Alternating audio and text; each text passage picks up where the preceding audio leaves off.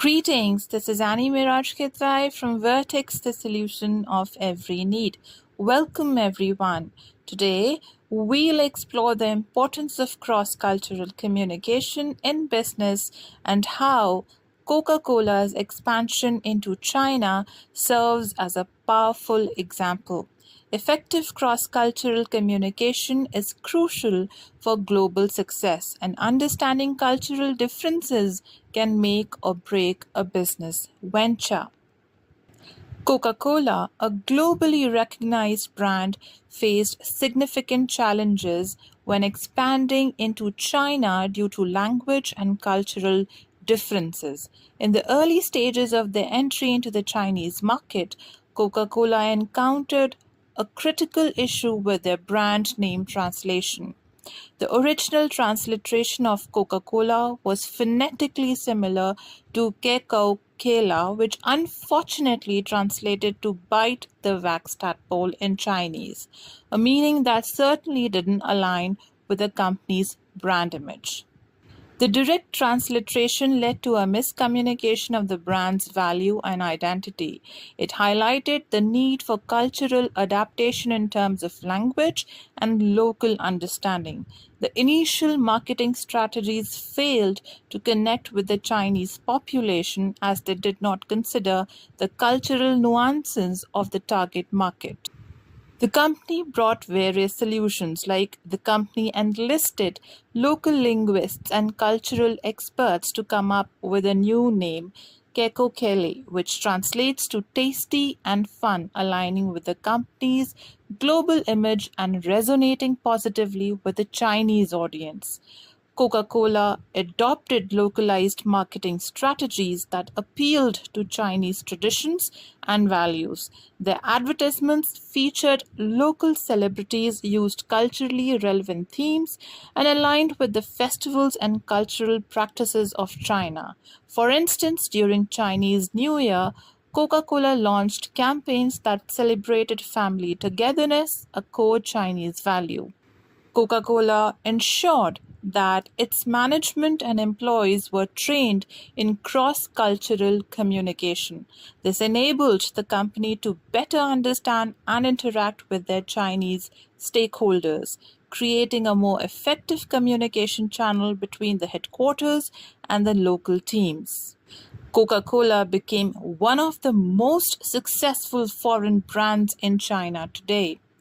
China is one of the company's largest markets, contributing significantly to its global revenue. This experience allowed Coca-Cola to implement a global local strategy more effectively in other regions as well, fine-tuning its approach to cultural diversity in communication. When entering a new market, especially one with a different language and culture, adapting the brand's message and name to local sensibilities is crucial. Marketing strategies need to reflect local customs, values, and traditions for a brand to be accepted by a new audience. Businesses must train their staff to be culturally aware, especially in multinational settings, to facilitate better communication and decision making. Coca-Cola's success in China demonstrates the power of culturally sensitive communication in driving business growth in international markets. Coca-Cola addressed its cross-cultural communication challenges in China by rebranding its name to Kekokele, naming tasty and fun, which aligned with both its global identity and local cultural preferences.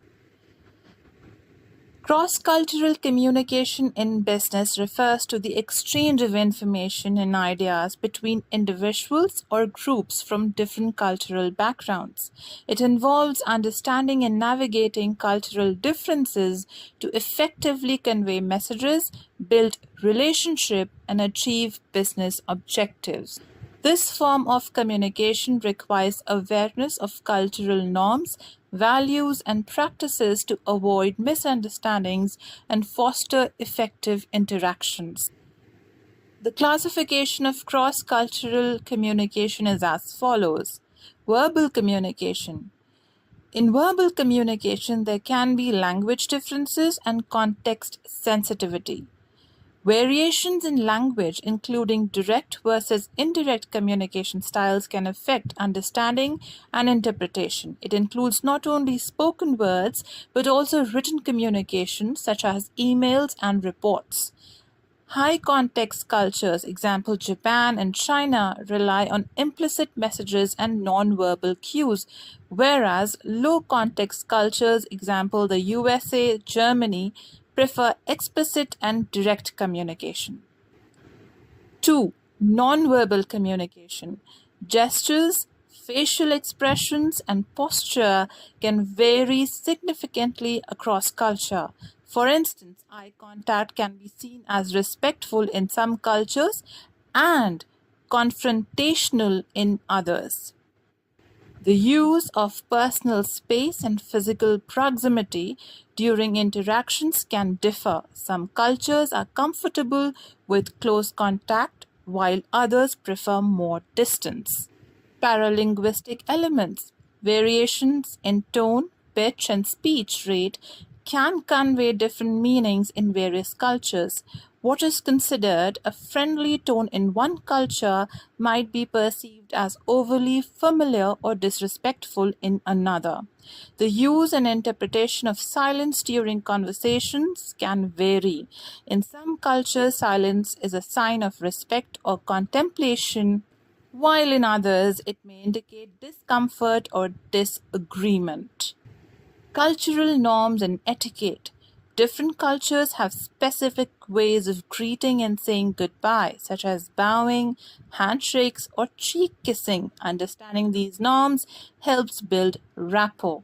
Norms around punctuality, formality, and decision making processes can vary, impacting how meetings are conducted and decisions are reached. Cultures that emphasize individualism, example the USA, Australia, value personal achievement and direct communication, while collectivist cultures, example India, Korea, focus on group harmony and indirect communication. High power distance cultures, example Mexico, India, may have hierarchical approach to communication with less emphasis on egalitarian dialogue, whereas low power distance cultures, example Denmark, Sweden, encourage more egalitarian and open communication. Overall, effective cross-cultural communication in business requires an understanding of these classifications to navigate and bridge cultural differences successfully. By being aware of and adapting these varied communication styles and norms, businesses can enhance their global interactions and achieve better outcomes in international settings. Thank you so very much for watching this video till the end. Greetings everyone, this is Annie M. Kidwai and you're watching Vertex, the solution of every need. I hope you're all doing wonderfully well. To know more about me, check my website vertexthesolution.com and you will find all the details about me there. I'm conducting a 2-hour workshop on September 22, 2024 from 6:30 to 8:30 p.m. for working professionals in government or corporate sectors, defense personnel, students, or anyone who would like to develop their business English and business communications. Who am I? I have a decade of experience in training and development and academics. I served business communication trainer for MBA and PGDM students as well.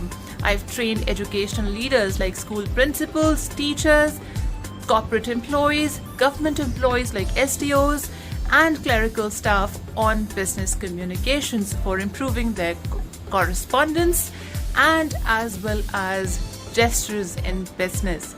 So how to negotiate with your clients, dealing with your clients, how to introduce yourself in the meetings, and what vocabulary you should use with a structured grammar. There are different vocabularies for business communications and casual English. Come and learn all these in the workshop with me. I will see you on September 22. Thank you and have a great day.